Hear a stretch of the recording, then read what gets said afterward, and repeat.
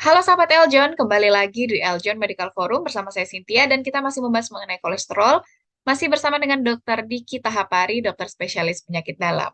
Nah, dokter, bagaimana ini dokter cara menurunkan kadar kolesterol tadi yang meningkat? Ya, cara menurunkan kadar kolesterol yang meningkat, kembali lagi yang paling penting adalah perubahan pola hidup. Ya, perubahan pola hidupnya seperti apa? Pengaturan pola makan, pola makan yang seimbang. Saya rasa Sobat Eljon bisa lihat, ada namanya model pola makan seimbang isi piringku. Ada porsi karbohidratnya sekian, porsi sayur dan buahnya, porsi dagingnya gitu ya. Jadi pola makan ini perlu diatur. Kurangi konsumsi-konsumsi makanan yang tinggi lemak jenuh, misalkan yang makanan yang diolah dengan digoreng dan lain sebagainya. Kemudian kedua adalah olahraga. Melakukan aktivitas fisik secara rutin itu menjadi sangat penting untuk turut memperbaiki metabolisme kolesterol. Nah, kalau diperlukan memang kadang diperlukan diberikan pengobatan. Nah, tidak semua orang atau pasien yang kolesterolnya tinggi perlu diberikan pengobatan. Dan target pengobatan kolesterol tinggi masing-masing orang berbeda, ya, tergantung dari resiko. Seberapa besar pasien ini memiliki resiko untuk serangan jantung atau stroke-nya. Dokter biasanya akan menghitung itu. Dia masuk resiko sangat tinggi, resiko tinggi, atau resikonya rendah. Kalau resikonya rendah, misalkan usia masih 30 tahun, tidak ada faktor risiko lain, mungkin targetnya kolesterol LDL-nya cukup di bawah 130. Tapi beda kalau pasiennya dengan pasien diabetes. Pasien ada kencing manis, dia harus di bawah 100 kolesterol jahatnya atau LDL-nya.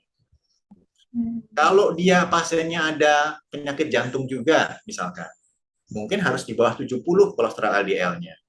Kalau penyakit jantungnya lebih berat, mungkin harus di bawah 55 kolesterol jahatnya LDL. Nah, jadi masing-masing pasien itu targetnya berbeda.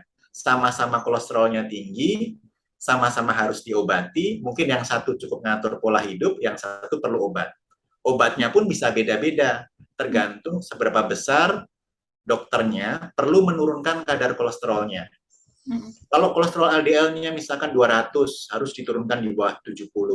Tentu saja harus dipilih obat-obatan yang lebih cepat menurunkan kadar kolesterolnya. Kolesterol LDL-nya terutama target utamanya biasanya. Tapi kalau misalkan kolesterol 35, targetnya cukup di bawah 130 cukup, ya nggak perlu pakai obat.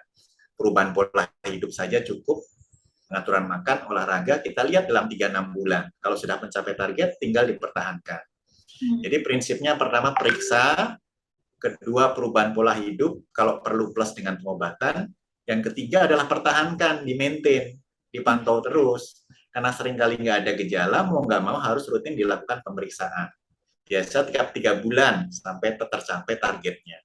Kalau 3 bulan sudah tercapai, selanjutnya bisa diulang tiap 6 bulan. Jadi harus dipertahankan mencapai targetnya sesuai dengan resikonya. Jadi nggak sama, mungkin orang A perlu targetnya di bawah 130, pasien B mungkin perlu di bawah 55 gitu, dan obatnya pun akan berbeda. Oke.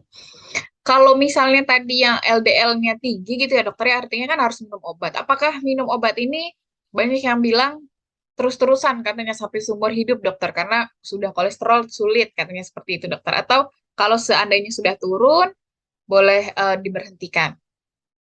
Ya, jadi prinsipnya adalah mempertahankan supaya kadar kolesterol LDL-nya ini tetap dalam target yang dimaui. Kenapa targetnya itu berbeda-beda? Karena terkait dengan risiko serangan jantung. Jadi kenapa target kalau pasien diabetes harus di bawah 100 misalkan? Karena kalau pasien diabetes, kalau LDL-nya di atas 100, dia risiko serangan jantungnya tinggi. Jadi harus turunkan di bawah 100. Caranya gimana? Ya dengan tadi pengaturan pola hidup plus dengan pengobatan. Kalau misalkan dengan perubahan pola hidup, berat badannya bisa diturunkan, pengaturan makan, olahraga sudah bagus, LDL-nya bisa dipertahankan di bawah 100 tanpa obat, ya obatnya bisa dikurangi dosisnya akhirnya dilepas. Tapi pada beberapa kondisi tertentu itu bisa gitu. Pasien harus minum obat, kadang-kadang obatnya dosisnya bisa kita kurangi gitu. Pada pasien-pasien yang pernah serangan jantung, pada umumnya karena targetnya sangat rendah, seringkali di bawah 70 bahkan di bawah 55, itu sulit untuk melepas pengobatannya. Jadi pasien harus diberikan obat seumur hidup. Dan obatan-obatan kolesterol ini untuk pasien-pasien yang pernah serangan jantung, itu ada tujuan lainnya sebenarnya. Menurunkan kadar LDL-nya supaya tetap mencapai targetnya tadi, tapi kita mencegah supaya kerak yang dalam pembuluh darahnya tadi tidak mudah lepas. Jadi efek dari obat-obat tadi tidak semata-mata terkait sama kolesterolnya saja, tapi dia memperkuat supaya keraknya tadi nggak lepas, jadi nggak menimbulkan sumbatan baru. Nah, itu tujuannya ada dua. Nah, pada kondisi tertentu, kondisi seperti itu, pada umumnya obat-obatannya dilanjutkan seumur hidup biasanya. Oke. Kalau seandainya tidak rutin mengkonsumsi obat, efek sampingnya berarti apa, dokter? Memang tidak sulit untuk mencapai kadar yang dicapai atau gimana, dok? Ya, pada umumnya kan obat-obat kolesterol itu kan diminum sekali sehari ya. Jadi waktu kerjanya kurang lebih sekitar 24 jam. Artinya setelah 24 jam kadarnya akan turun. Kalau sering tidak minum obat, ada kemungkinan maka kadar kolesterol LDL-nya akan naik turun gitu. Padahal semakin tinggi kadar kolesterol LDL-nya, maka risiko untuk terbentuknya kerak di pembuluh darah makin tinggi. Jadi ada baiknya rutin dilakukan minum obatnya rutin supaya kadar obatnya tetap stabil, jadi bisa mempertahankan kadar target kolesterol LDL yang tadi dengan baik. Karena kembali lagi ke targetnya sebenarnya. Kalau memang bisa tercapai tanpa obat, ya minum obat mungkin nggak apa-apa. Tapi sebagian besar kasus pada umumnya untuk mempertahankan target tadi, biasanya perlu dengan pengobatan. Nah, biasanya dokter akan mengurangi dosisnya. Kalau memang sudah bagus, misalkan dengan dosis 20 mg, dilihat 3 bulan lagi bagus, dikurangi lagi 5 mg. Kalau sudah pas dengan 5 mg, waktu di stop naik, ya mau nggak mau, harus di-maintain dengan dosis terkecil tadi yang bisa mempertahankan target kendali kolesterol jahatnya tadi.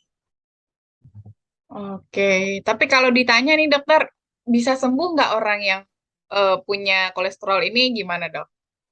Ya, kalau ditanya sembuh tergantung definisi sembuhnya. Kalau definisi sembuhnya tidak minum obat, tergantung lagi profil pasien tadi sebenarnya, Cynthia. Apakah risiko penyakit jantungnya tinggi atau tidak? Kalau risikonya tidak tinggi, targetnya tidak terlalu rendah, terkontrol dengan pengaturan pola hidup, ya berarti pasien bisa lepas dengan dari obat kan, cukup dengan pengaturan pola hidup. Tapi harus tetap dipantau terus gitu, setiap 6 bulan atau 1 tahun sekali, kalau kolesterolnya sudah terkontrol dengan baik. Terkait pengobatan kan juga macam-macam pengobatannya, ada obat yang minum sekali sehari, mungkin dalam 1-2 tahun lagi akan masuk obat yang suntik tiap 3-6 bulan sekali gitu. Jadi macam-macam pengobatan yang bisa diberikan. Jadi kalau ditanya apakah bisa sembuh atau tidak, tergantung dari penyebabnya dan tergantung apakah dengan perubahan pola hidup saja cukup memberikan respon yang baik dalam hal penurunan kolesterol jahatnya, dalam hal pencapaian target kolesterol jahat atau kolesterol LDL tadi. Oke, terakhir dokter, bagaimana mencegah ini ya dokter, terutama mungkin sekarang anak-anak muda juga akhirnya banyak yang kolesterol gitu ya dokter sekarang, gimana dokter mencegahnya? Ya, saya rasa yang paling susah sekarang adalah pengaturan pola hidup yang sehat ya. Dan ini perubahan pola hidup ini terkait sama perubahan-perubahan sosial ekonomi memang banyak berdampak ya. Banyak penyakit-penyakit yang terjadi pada usia muda. Yang paling sering sekarang apa misalkan? Misalkan peningkatan kegemukan. Kegemukan pada usia muda juga naik terus.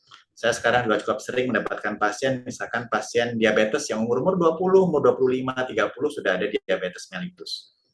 Nah, dua penyakit ini termasuk yang paling sering karena menyebabkan gangguan metabolisme kolesterol juga.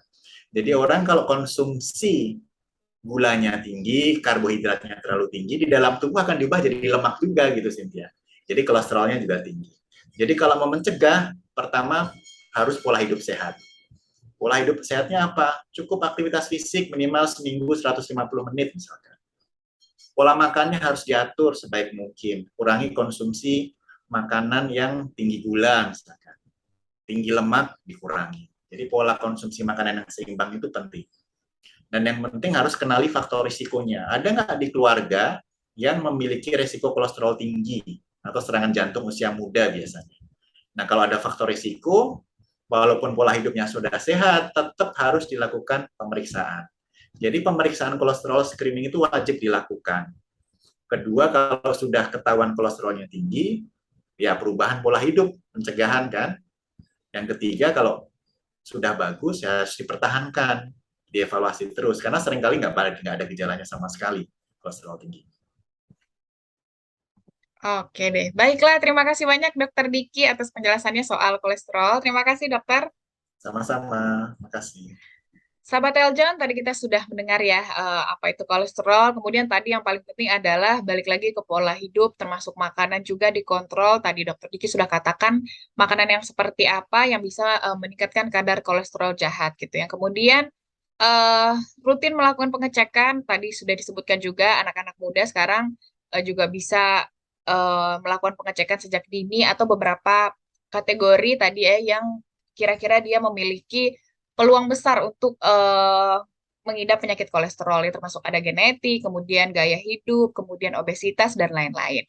Semoga bisa berguna dan juga bermanfaat mengenai kolesterol hari ini. Saya Cynthia dan juga Dr. Diki Tahapari, dokter spesialis penyakit dalam, pamit undur diri. Sampai jumpa.